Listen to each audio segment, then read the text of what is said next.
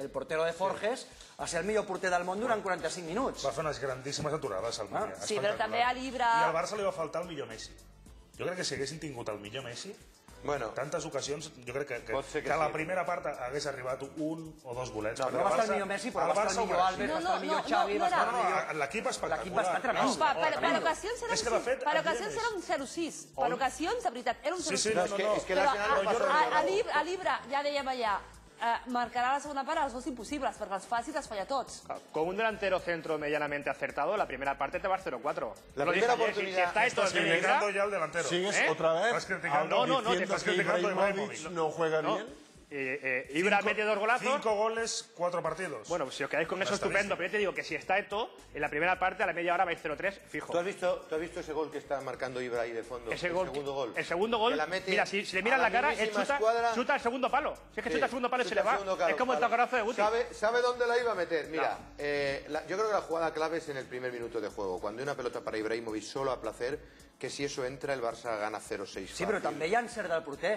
Andrea Capelli ha estat el gran defensor d'Ibrahimovic perquè, clar, l'ha seguit molt a Itàlia i ens deia que Ibra és un jugador capaç de guanyar partits ell sol, i ja ho veureu. I, evidentment, els darrers partits... Ayer ha llegado a de ganar el partido solo, Ibrahimovic. Ya, pero es que tuvo que fallar 4-5 para meter 2. No, pero es que mete 2, es que mete 2 en Champions. Cuartos de final de Champions, todos los delanteros. 2 goles no es fácil. No, y 2 goles... Todos los delanteros. Oye, Andrea, y marca 2 goles de crack, o sea, 2 goles difíciles. Que no se os olvide tampoco que el central titular, mala suerte que se lesiona a Xavi. Yo te digo que ese chico que juega de central, ese chico que juega de central no es central. La culpa es que el Barcelona se mete en los cuartos de final contra uno de los 4 favoritos. A ver, Alfred, la primera parte... Jo no soc dubtosa, no soc dubtosa, però sí que té una part de raó. L'Ibrahimovic fa 2 gols segell Inter. És a dir, fa 2 gols que no necessita l'equip. Fa un gol d'assistència llarga de Gerard Piqué i la pica de forma sensacional, i la segona, una passada també del Xavi, ¿no? También son goles. No, también son goles. Madrid también Eto'o hacía esos goles.